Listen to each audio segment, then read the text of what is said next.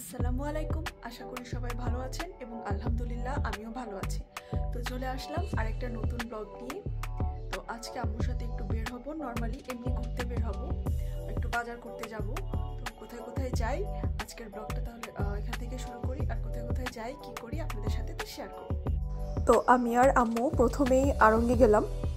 আড়ঙ্গে আসলে খুব একটা কাজের জন্য না, অ্যাকচুয়ালি যেটা বললাম আমরা ঘুরতেই গেছি, বাট কিছু জিনিসও খুঁজতেছিলাম, যদি পেয়ে যাই তাহলে তো ভালো।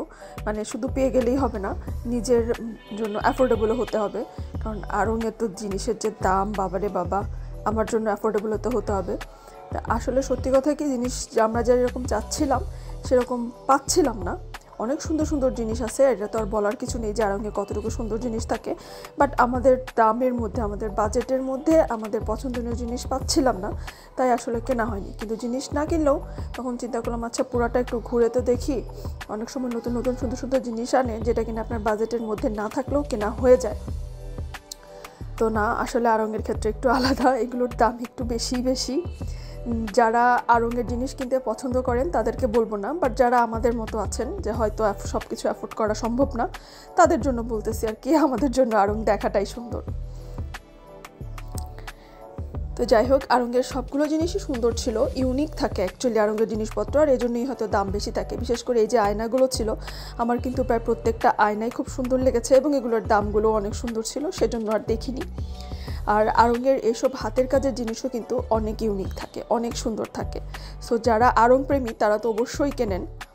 আর যাদের আমি বলবো যে বাজেট থাকে কিন্তু হয়তো এরকম জিনিস অন্য কোথাও পান না, আড়ঙ্গে অবশ্যই যাবেন। আর এখানকার এই যে ডিনার সেটগুলো সুন্দর, ইউনিক টাইপের ছিল। এখন নতুন নতুন দেখি সবার ঘরেই এরকম থাকে, ফেসবুকে তো অনেক দেখি, বাট যেটা বললাম যে নট অ্যাফোর্ডেবল। সো আমরা শুধু দেখেই যাচ্ছিলাম। অ্যাকচুয়ালি আমাদের সাথে ওই মুহূর্তে ওই সময় যারা ছিল, আমি আসলে কাউকে কিছু কিনতে দেখিনি, সবাই আমাদের মতো শুধু দেখেই যাচ্ছিল। Many hours later. Happy men's day. আমার জানা ছিল না, আমি মিশুর ব্লগ দেখে, মিশুর পোস্ট দেখে জানছি। কারা?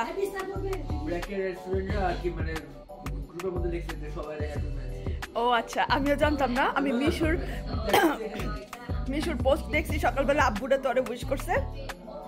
তারপরে চিন্তা করলাম আরো একটা মজার ব্যাপার হচ্ছে, আজকে আইসক্রিম খাওয়ার রিকোয়েস্ট ছিল আম্মুর। আম্মু কইছে আজকে কোন আইসক্রিম খাবো।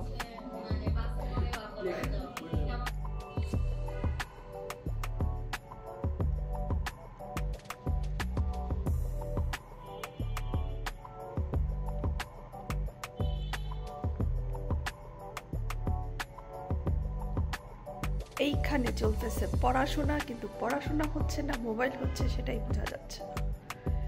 মনোযোগ সহকারে শীট টিট মেলায় নিয়ে একদম পড়াশোনা চলতেছে, বাট অ্যাকচুয়ালি হচ্ছেটা কি?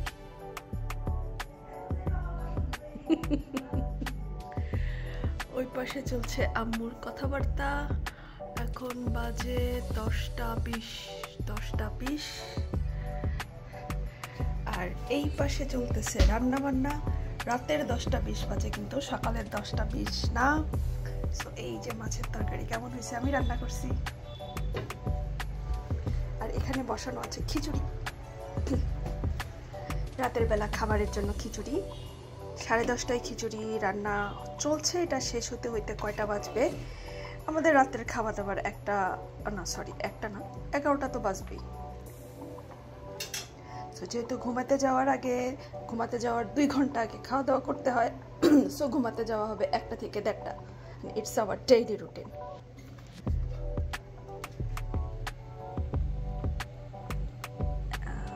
আমি এমন তরকারি রান্না করতে পারলে তো আলহামদুলিল্লাহ ছিল। অবভিয়াসলি এটা আম্মু রান্না করে গেছে, আমার রান্না করা না। আমি জাস্ট কাটছি চামচ দিয়ে নাড়াচাড়া করতেছি। তো এই ছিল আমার আজকের ছোট্ট একটা ভিডিও। ভালো লাগলে অবশ্যই লাইক দিবেন। যারা এখনো আমার চ্যানেলটি সাবস্ক্রাইব করেননি, প্লিজ আজকে আমার চ্যানেলটি সাবস্ক্রাইব করে আমার সাথেই থাকবেন। আমার পরিবারের জন্য দোয়া করবেন, নিজের পরিবারের খেয়াল রাখবেন। আল্লাহ হাফেজ।